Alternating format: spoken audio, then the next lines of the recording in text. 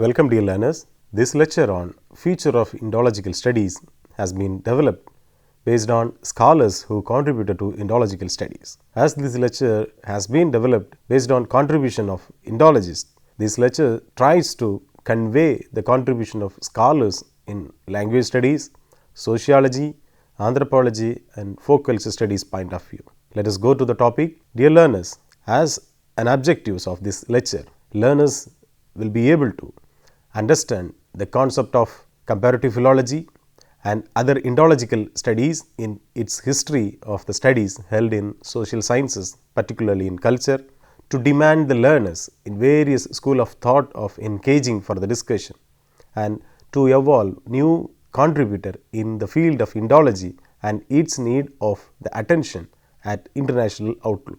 Let us start with the introduction.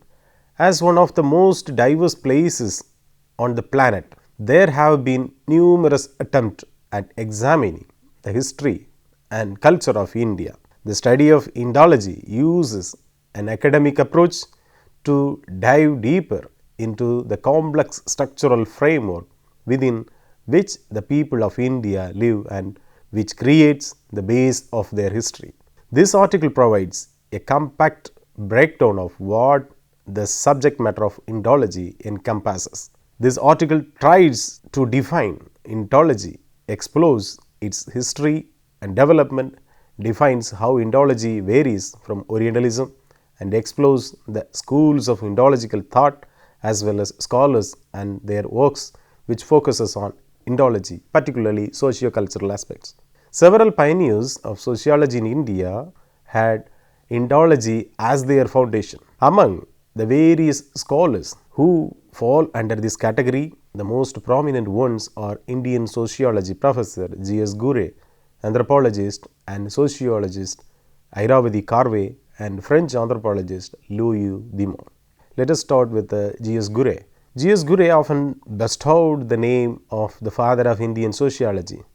Gure was a professor and a renowned author on the sociology of India. Gure was famous for using a multitude of methods in his sociological analysis of Indian society and its culture. In doing so, he utilized both empirical and recorded text-based analytical methods. The works of Gure give attention to a wide range of themes in the context of Indian society and culture. These include, but are not restricted to, caste, religion, family and kinship. Caste and Race in India in 1932 in his most pursued work.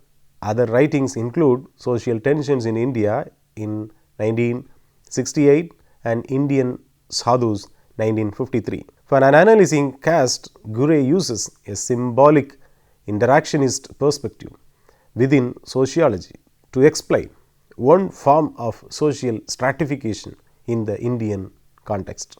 In providing an Indological perspective to the broader issue of social stratification, instead of justifying the functions of caste in Indian society or strongly disapproving the caste system.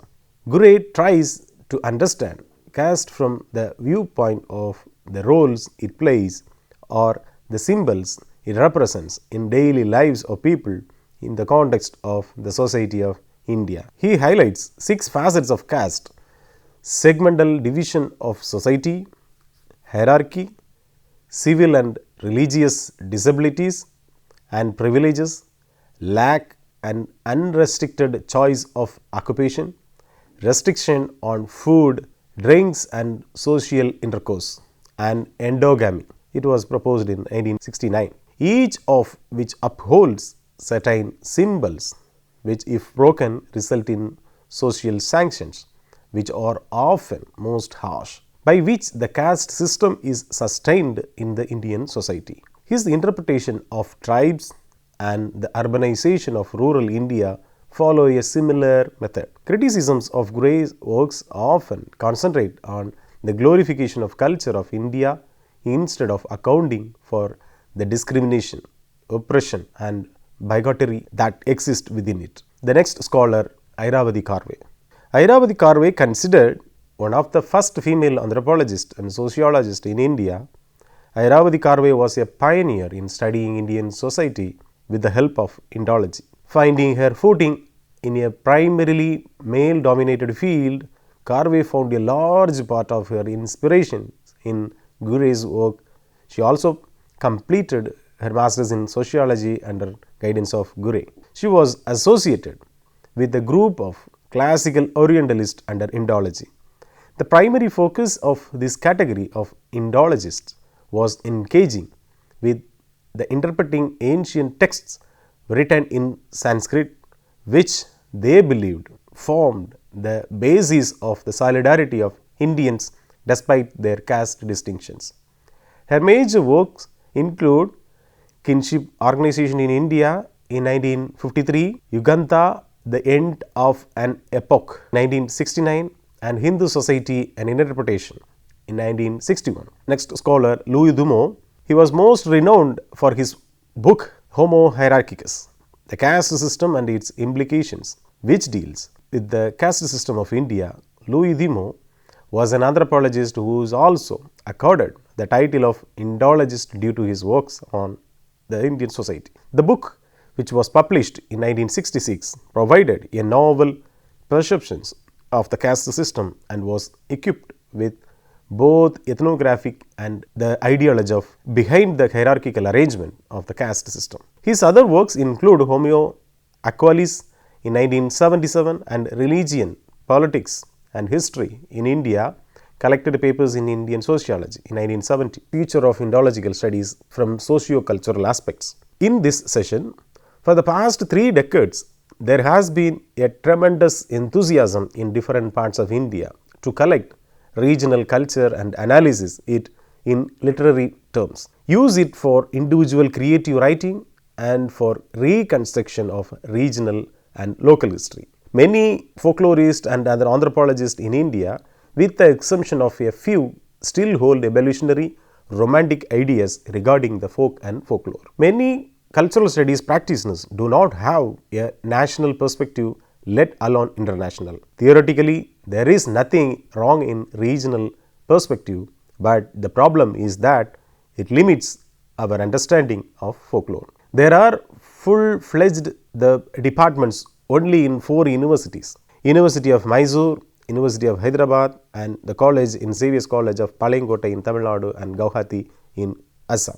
There are a variety of people who are called folklorists in India. Many are just collectors of folklore or singers of folk music or literary critics and creative writers who have become amateur folklorists. There are some folklorist politicians in the midst of these variety of folklorists.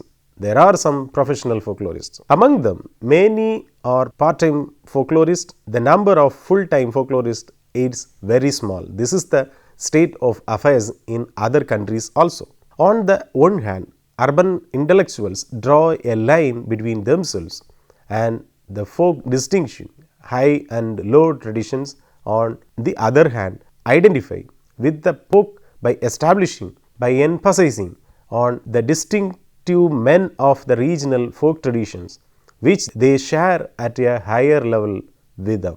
Taken together, the 2 seemingly opposite tendencies help to explain why rigorous comparative studies have rarely developed in India, and instead we find only voluminous regional collections ventures from 1991 to 68. The words such as Aryan, Dravidian, etc. are sometimes not properly understood, but they are taken in an emotional sense, which detracts the folklorist from conducting objective research. What is lacking in sound the methodology and sophisticated data analysis, what is required is committed to research and professionalism. The main reason for this situation is that many of the Indian folklorists as well as anthropologists are trained in literature and literary criticism and not in social sciences and lack interdisciplinary and international approach.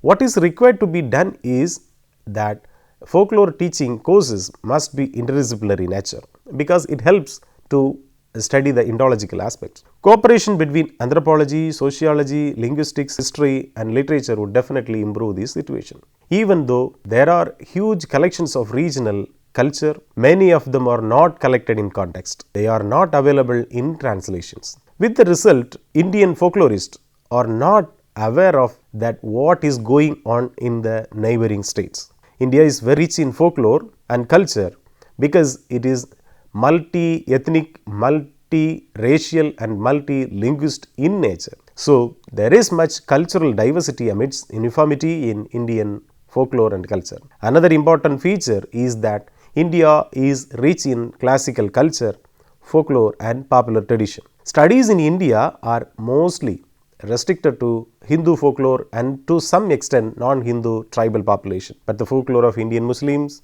Indian Christians, Buddhists, Jains, Parsis and others have to be collected and studied. Classical culture, folk culture and popular culture are to be studied separately and also comparatively. The change and adaptability of Indian culture and folklore due to urbanization must also be studied in Indological perspective. In addition to bringing motif index and type index in each of Indian language, it is very essential to bring out a comprehensive tale type index of India as a whole. An effort should also be made to find out how many new motifs could be found in Indian culture as well as in folklore, which are not listed in Steve Thompson's motif and index of folk literature.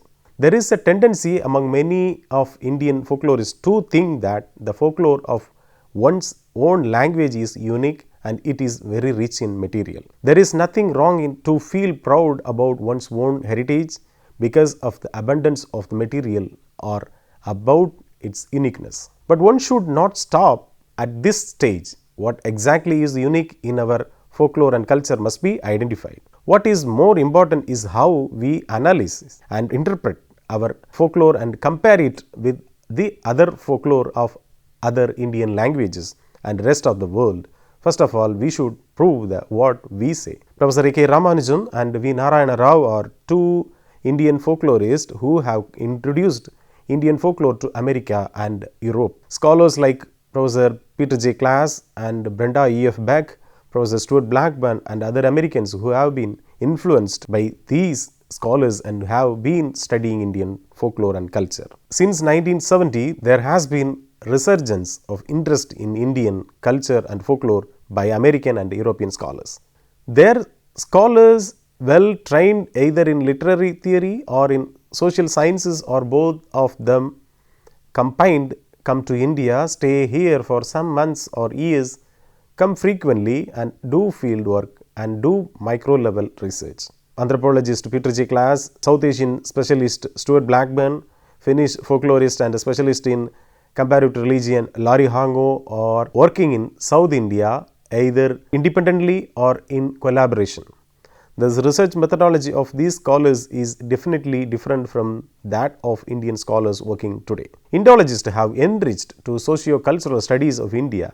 German Indologists like Professor Sonthir and Heldram Bruckner have significant contributions. Sonthame's classic book, The Pastoral Deities in Western India, is an excellent example of the folklore study from Indological point of view. Heldram Bruckner's studies on Tulu Padhanas, a good study. David Schulman and Alf Hitteveltil have also contributed to Indian folklore scholarship and as well as in the cultural background. The contribution of American scholars is in the areas of oral traditions such as folk epic and folk tale and myth and ritual is significant. Since 1970s, these scholars have been studying Indian folklore and culture from the point of view of performance theory, structuralism and oral formulaic theory. Peter J. Klaas, Brenda E.F. Beck, Stuart Blackburn, Roger Susan Widley, Margaret Mills, Joyce Fluckler and other American scholars have worked on Indian folklore and culture from these theoretical perspectives. Joint ventures by Indo-American, Indo-Finnish scholars have given new insights into the study of Indian folklore. These collaborative studies are useful because they have the advantage of the insiders and outsiders point of view, like Indian Folklore Volume 1 and 2 in 1989, Another Harmony in 1986, Gender, Genre and Power in South Asian Expressive Traditions, Oral Epics in India in 1991 are some important books which Indian folklore students must study These books are based on sophisticated fieldwork, methodology, and have theoretical orientation. We have very good examples of micro studies in these books. Larry Hongu's project on Siri Epic in collaboration with Professor Vivek Roy, Dr. Chinnappa Gowda, and the singer Gopala Nayak is a very important jointly venture. We need not blindly follow what the foreign scholars say about Indian life and lore. We should be critical of both Indian and foreign scholars. Foreign scholars may have either their own limitation just as we have our own limitations. But we should have an open mind to accept truth wherever it comes from, whether it is an Indian or foreign. If one closes oneself to idea because it stems from another nation or cuts one's off from ideas current in one's own time or separates from the world's vast and growing network of communication, one suffers intellectually. The Central Institute of Indian Languages situated in Mysore has done a remarkable work for the development of Indian cultural life and since 1970. Handu, a folklorist of international reputation, has been responsible for Central Institute of Indian Languages collaboration with the folklore and the literature departments in universities for conducting many seminars, conferences, workshops and the national level and thereby bridging folklore studies in different Indian languages. Contribution of CIIL in the organization of an international conference of folkloristics held in Mysore in January 1995 has been successful in getting due recognition for Indian folklore at the international level. Many Indian and foreign scholars participated in this conference. It was a revelation not only for Indian folklorists but for foreign folklorists as well. This is a major event in the history of Indian cultural studies and folkloristics. In future, it is necessary to start a Central Institute of Indian Folkloristics. We should look after translation of folklore material and folklore research from different Indian languages. It should also have that PG and doctoral thesis as well as course strictly interdisciplinary in nature whose medium of instruction should be in English. Only then it's possible to bring about coordination between folklorists and different Indian languages. As a field of research in sociology, the discipline of or interdisciplinary nature of the folkloristics must be included in a research organization to get grants, fellowships and other facilities. In Janapada and Yakshagana Academy in Karnataka have done a very good work in Kannada folklore, not only collections but also research. Folk performances and folk artists have been duly recognized and supported. Similar academies funded by state governments in other states can do a lot of work for promoting collections of folk and culture research. It should also be mentioned about the open air museum titled like Janapada Loka Bangalore in Karnataka headed by Sri H.L. Nagegowda. The role of the Ford Foundation is very important in shaping the future of Indian cultural studies, particularly in South India. In 1983, it offered a grant to regional resource centers for folk performing arts in Udupi, like in short RRC, in Karnataka to develop a folklore archive. RRC has done very good work in the past one decade by documenting folk performing arts from all parts of Karnataka. It has successfully involved and completed in two major projects. One is the Indo-American workshops on international folkloristics held during 1988 to 1989, where folklorists from Karnataka, Andhra Pradesh were trained by reputed folklorists from America and India. The second one is the India-Finnish Folklore Documentation Project. These two projects have created a new awareness among the folklorists of Karnataka. RRC Udupi has become a model for the other regional resource centers in folklore at University of Hyderabad and Saviour's College, Palayangottai, Tamil Nadu. These institutions are also doing good work. We have folklorists trained in Indo-American workshops in international folkloristics and folklore fellows summer schools in Finland. In this process, folklorists now have direct contact with European and American scholars and are engaging in collaborative ventures. Two other archives are worth mentioning. One is ARCE at Delhi and Rupayana Samasthan in Rajasthan. Professor H.S. Haridas Bhatt, Professor Lourdu and Professor M.L.K. Murthy have been doing a lot of work in terms of organization in folklore archives. Dear learners, so far we have dealt with some scholars from Indian aspects and from sociology and anthropologists and some other in terms of future of Indological studies. In order to understand the contribution of scholars in language studies, sociology, anthropology and folk culture studies, We must concentrate the indigenous studies and its emergence in social sciences. I hope you all must have enjoyed the session and it may have enriched the knowledge on Indology. Thank you.